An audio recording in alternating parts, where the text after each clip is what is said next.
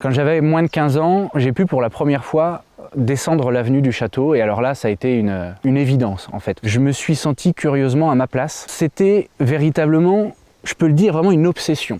C'est-à-dire pour moi chaque minute qui passait, si je n'étais pas utile à un château, c'était du temps perdu.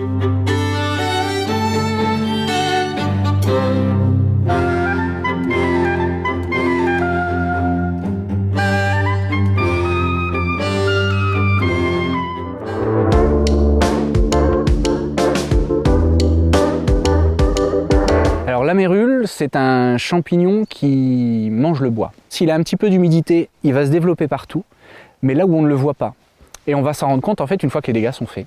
Si on ne fait rien, on va se retrouver avec un château qui s'écroule complètement, en passant dans une trentaine d'années en haut de l'avenue et en se disant « Oh regarde la jolie ruine dans le bas de l'avenue ». Parce que quand vous avez une toiture qui va faire plusieurs dizaines de tonnes et que ce qui la soutient est mérulé, en fait vous n'avez plus aucune assurance que la toiture elle va rester debout. Donc à partir du moment où on refait toutes les charpentes, on garde, comme on est classé monument historique, un grand maximum de ce qui est 18e.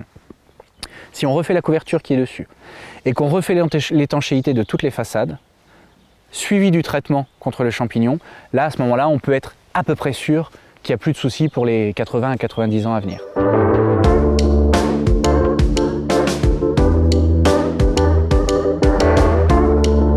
Bon, en gros, c'est 1 million pour l'extérieur, 1 million pour l'intérieur. Et comme je n'ai pas du tout de fortune personnelle, je ne peux pas l'assumer. En mai 2018, on apprend qu'on est élu monument emblématique de région Normandie dans le cadre de la mission patrimoine, la mission Bern, qui est donc portée par Stéphane Bern, FDJ et la Fondation du patrimoine. Et là, ça s'accompagne d'un soutien financier de 490 000 euros.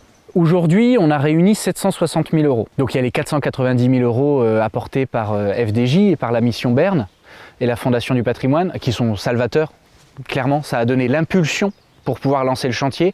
Comme je le disais, ça nous a permis aussi d'envisager ce chantier sous un autre angle, pas juste de la sauvegarde, mais de la restitution. Et on a eu la chance, par la Fondation Mérimée et la Fondation du patrimoine, de toucher différents mécènes. Le deuxième des points, qui est à mon avis aussi important pour le lieu que le soutien financier, c'est la médiatisation qui s'en est accompagnée. Je vais donner juste un exemple. En 2017, avant le loto du patrimoine, on accueille un peu plus de 7000 personnes sur la saison, en visite du parc, événements, etc. En 2018, année du loto du patrimoine, on accueille 32 800 visiteurs dans le parc. Et là, ça change tout. C'est en fédérant, en ayant cette notion que ce bâtiment a une envergure bien plus importante qu'une propriété vénale foncière d'un seul individu, on sent un soutien derrière nous, autant un soutien humain que du coup, par conséquence, par ricochet, une perspective financière qui est là et qui est solide. C'est du brut.